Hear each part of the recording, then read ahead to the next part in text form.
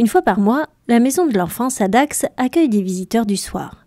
Professionnels de la petite enfance, ils ont composé un groupe de travail pour réfléchir ensemble aux bonnes pratiques dans leur métier.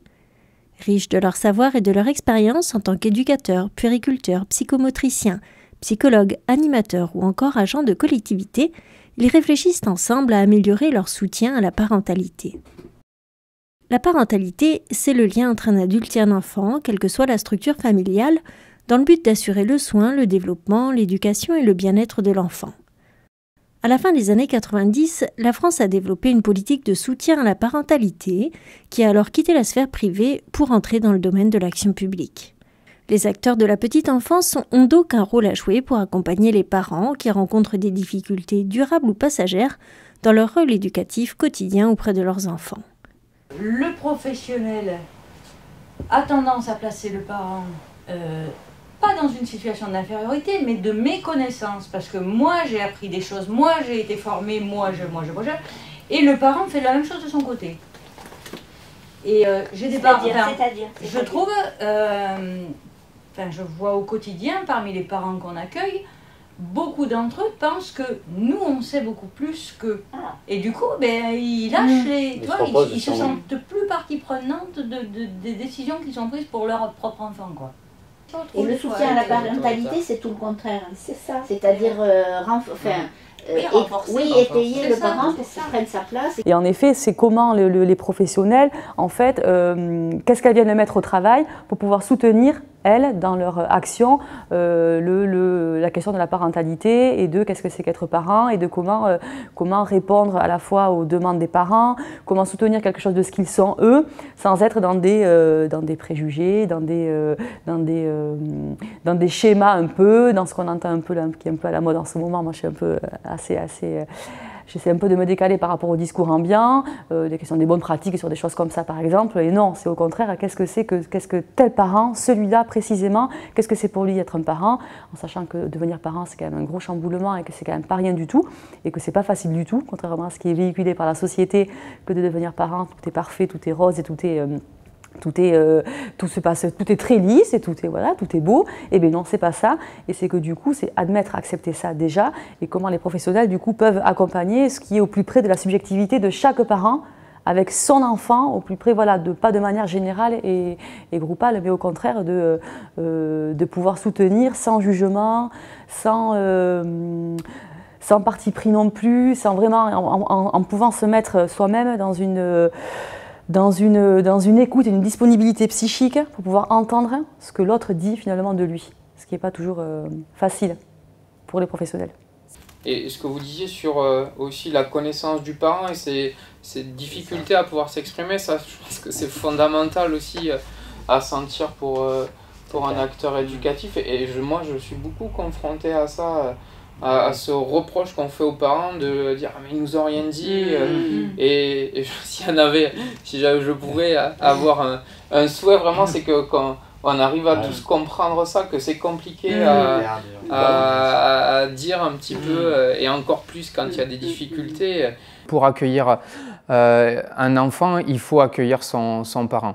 Et il faut être en capacité de se connecter avec le parent pour bien accueillir son enfant. Et ce que j'ai encore plus appris ici avec ces professionnels-là, c'est qu'il fallait partir du parent, de sa conception de l'éducation, de sa vision de l'enfant, pour du coup partager un petit peu nos convictions, nos façons d'accompagner l'enfant pour construire ensemble. J'essaye de créer des relations, alors avec certaines c'est facile, avec d'autres beaucoup moins. Puis comme on est deux, si c'est pas moi, c'est pas grave, ce sera peut-être ma collègue. Mais le tout c'est que voilà, et puis qu'ils réussissent à trouver un moyen de pouvoir s'exprimer. Alors ouais, souvent c'est 5 minutes avant ou 5 minutes après. Et puis le fait de pouvoir faire parler les parents, des fois, on apprend des choses. On peut être surpris parce que les situations évoluent. Ça m'aide toujours à savoir que ce qui est le plus important, c'est l'humain chez les gens qu'on accueille. Voilà. Moi, je dis souvent, les gens n'ont jamais été si peu écoutés et ils n'ont jamais eu autant besoin d'être entendus. Mais nous, quand on est sur le terrain, on se rend compte que les gens, c'est de ça dont ils ont besoin. Plus que, pas qu'une aide financière, pas qu'une aide, ils ont besoin d'être écoutés, d'être entendus, d'être pris pour ce qu'ils sont et considérés pour ce qu'ils sont. Les participants à cette réunion sont tous des membres d'ARP, Association, Réseau et Recherche pour les professionnels de la petite enfance. Créée en 2015, elle a pour objectif de favoriser, dans les Landes et les Pyrénées-Atlantiques voisins, la recherche et la mise en réseau des professionnels. La pluralité des métiers et des intervenants autour de l'enfant et de sa famille, leur conception parfois différente de l'éducation, sont justement les problématiques clés de l'aide à la parentalité. Se pose en effet la question de la répartition des rôles éducatifs, du partage des compétences et des responsabilités.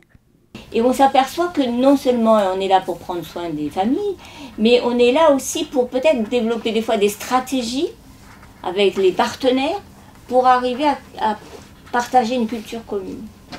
Des fois, à parler de partenariat, je trouve qu'on peut en oublier les parents et la famille. Nous, on bataille, quand on reçoit un appel pour être invité à une ESS, est-ce que les parents sont au courant? Pourquoi c'est pas les parents qui nous... Allez, on en parle aux parents et on va réinjecter tout le temps l'enfant et les parents. Et ça, je trouve que c'est important de ne pas le perdre de vue parce qu'on pourrait oublier. Du coup, je trouve les familles et les enfants. D'écouter les personnes qui sont de champs tout à fait différents, venir raconter comment eux vivent cet accompagnement à la parentalité et que tout ce que ça peut ouvrir comme champ des possibles, quoi. Je trouve que ce qui est exaltant, justement, c'est de pouvoir